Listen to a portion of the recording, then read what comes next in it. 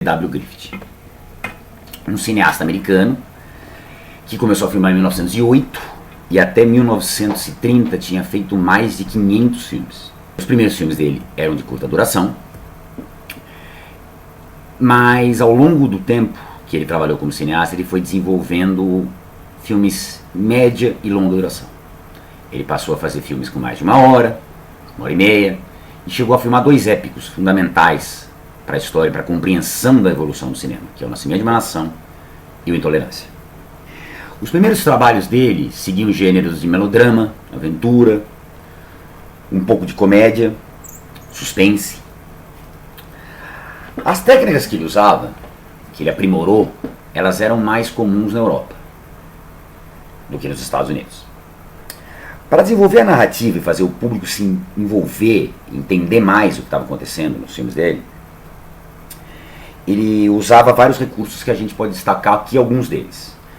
Entre eles, alternar planos gerais, planos abertos, onde você vê o cenário é grande, amplo, com close-ups, ou seja, ele já aproximava bastante a câmera do rosto dos atores. Ele usava muito o movimento de câmera, principalmente o traveling, aquele movimento lateral da câmera que acompanha a ação do quadro. E ele é o grande responsável, o pai, o aprimorador da montagem paralela. Essa montagem paralela ela é fundamental por quê? Porque ela ajudava a misturar linhas de ação. Ele intercalava planos distintos, através da edição dessa montagem paralela, que se relacionavam uns com os outros e que eram fundamentais para a evolução da narração, evolução da narrativa dentro do filme. Com isso ele criava no espectador uma sensação de suspense, emoção, construía contrastes dramáticos através desses diferentes planos. Ele fazia com que o público fizesse seus julgamentos morais do que estava acontecendo. O Griffith usava a montagem paralela para levar o espectador de um lugar para o outro. Ele alternava cenas onde ele expunha o rico e o pobre, o bom e o mal, o dominador e o oprimido.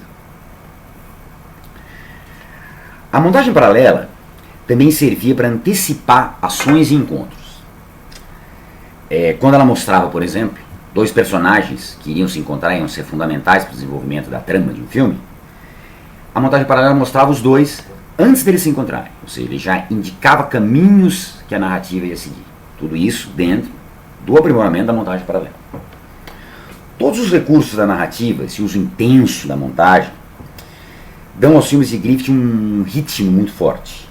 Eles ampliam os aspectos da evolução dramática do filme. Eles introduzem elementos de suspense com mais clareza e mais densidade, além de criar uma noção de continuidade muito forte no espectador. Foi isso que permitiu que os filmes dele fossem ficando mais longos. As pessoas queriam que o filme durasse mais, que aquela história durasse mais. Pegando o Griffith como o grande pai do cinema narrativo, considerado por muitos, e a pessoa, o diretor, o cineasta que aprimorou o uso da montagem paralela, a gente pode citar uma frase do André Malraux. André Malraux era um escritor e um filósofo francês que era apaixonado por cinema, frequentava os festivais nos anos 50, 60, autor de um livro fantástico chamado A Condição Humana. O Malraux disse a seguinte frase sobre a montagem, tendo um Griffith em mente. Malraux disse: ela, a montagem, constitui o mecanismo do filme como arte, o que distingue o cinema realmente da simples fotografia animada. A montagem faz do cinema uma linguagem, disse Malraux.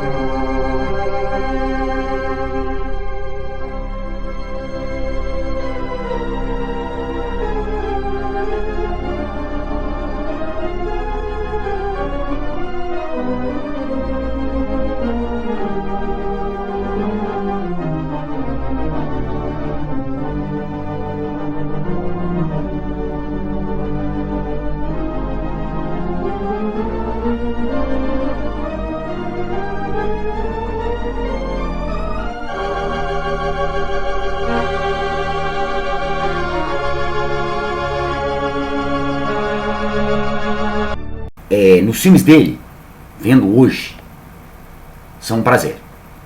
Existe beleza, existe força, existe encantamento. Tem um lado interessante.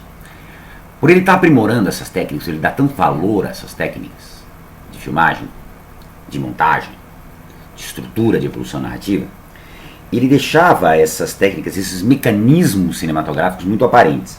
Os cineastas que vieram logo depois dele tentaram disfarçar essa técnica para tornar a evolução da narrativa mais naturalista. Esse aspecto, essa característica de enaltecer, de deixar explícito, de induzir o espectador a perceber os mecanismos da filmagem, foi retomado coincidentemente depois dos anos 60, num cinema mais moderno, num cinema experimental.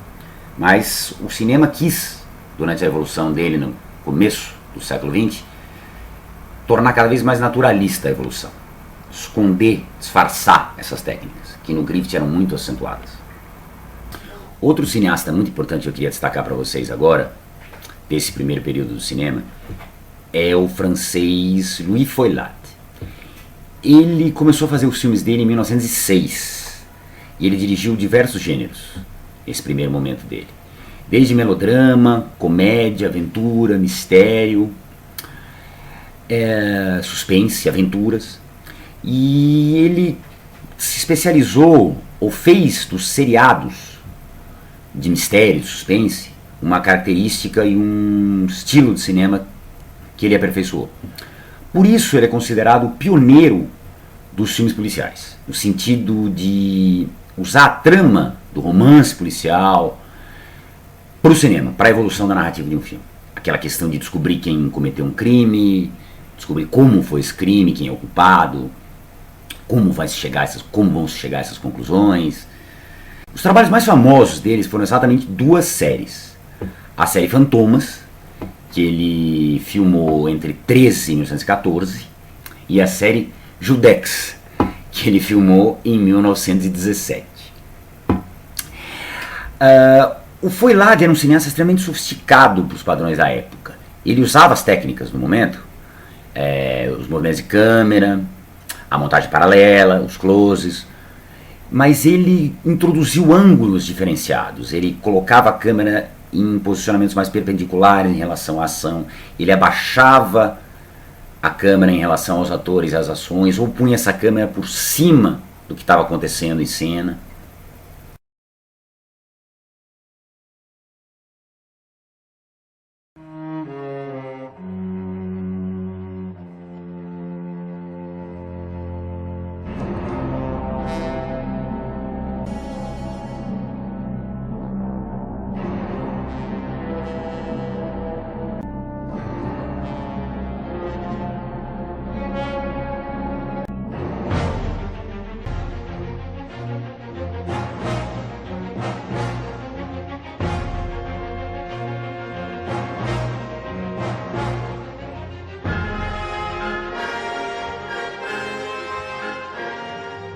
Os filmes dele foram os primeiros filmes a pegar esse aspecto de cult, de ser cultuado. Tanto que ele foi refilmado por um cineasta francês muito importante, um cinema independente francês, que a gente vai falar dele depois, que é o Georges Fanjul. O Fanjul fez em 63 uma refilmagem do Judex. E o Olivier Assayas, um cineasta francês, talvez um dos cineastas mais reconhecidos e cultuados da atualidade, se baseou no Fantomas do Feuillade para fazer o Irma Vep, que é um filme que o Assayas fez em 96 e é um dos melhores filmes do Assayas. Os filmes do Feuillade, principalmente o Fantomas e o Judex, essas séries, mostram o autor com uma aspiração estética um pouco mais sofisticada, como eu falei. Ele usa esses elementos de narrativa policial para dar mais densidade, mais textura às histórias que ele está contando. Ele capricha no apuro visual, figurinos, na aparência que os personagens dele vão ter, no uso da luz. Ao mesmo tempo que ele tinha toda essa questão de sofisticação, ele não abria mão de agradar o grande público, as massas que frequentavam o cinema, que estavam atrás de histórias interessantes, fáceis de entender. Mas é muito interessante se ver os filmes do Feuillade hoje, para ver o quanto eles são sofisticados para a época e o quanto eles ainda são filmes muito, muito, muito gostosos de se ver. Agora a gente vai falar da maior estrela, um nome que até hoje é associado ao cinema mudo, não só ao cinema mudo, mas como os mais ícones do cinema, que é o Chaplin. O Charlie Chaplin era escritor, roteirista, diretor, produtor, ator dos filmes dele, que ele começou a fazer em 1914. Ele vindo da Inglaterra, chegou nos Estados Unidos e começou a filmar em 1914. O Chaplin criou um personagem mítico, o Vagabundo Carlitos, que todo mundo conhece. É um personagem ingênuo, divertido, de bom coração. O Carlitos se envolvia em tudo quanto era tipo de situação, geralmente sempre pro lado cômico.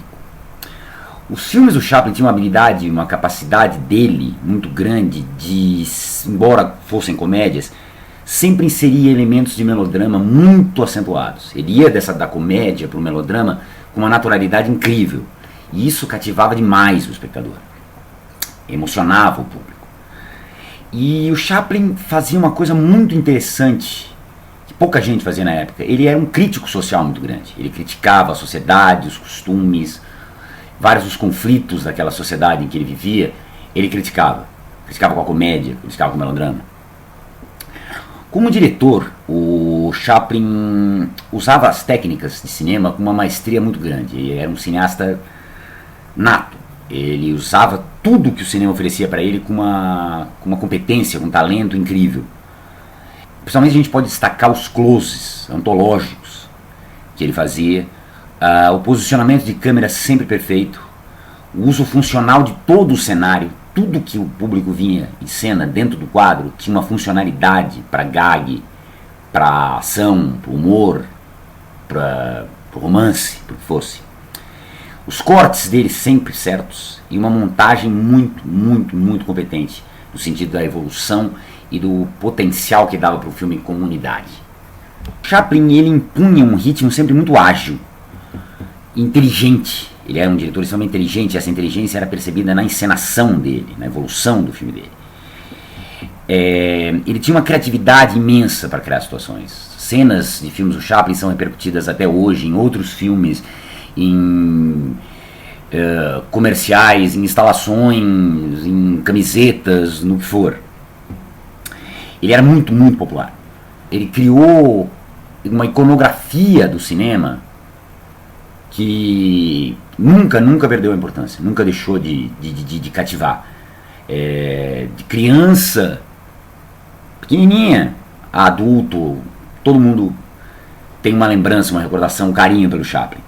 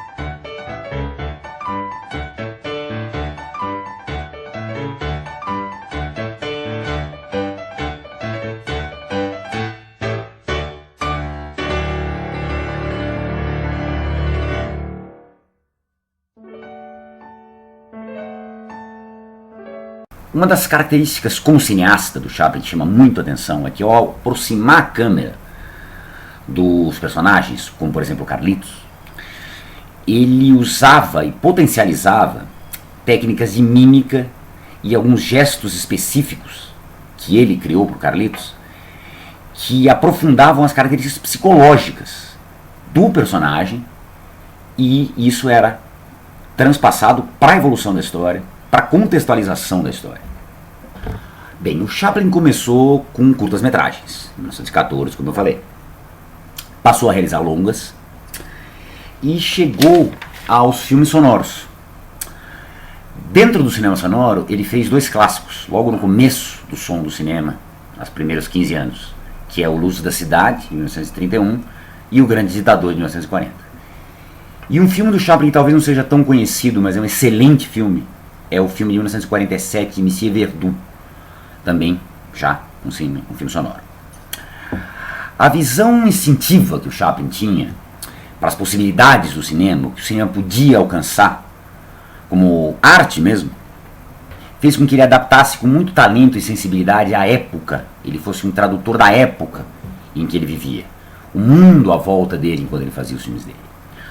O crítico francês e pesquisador Jacques Aumus, um dos mais importantes escritores de cinema que a gente tem, inclusive tem vários livros do Jacques Aumus traduzidos em português aqui, lançados no Brasil, e resume bem as qualidades do Chaplin com uma colocação.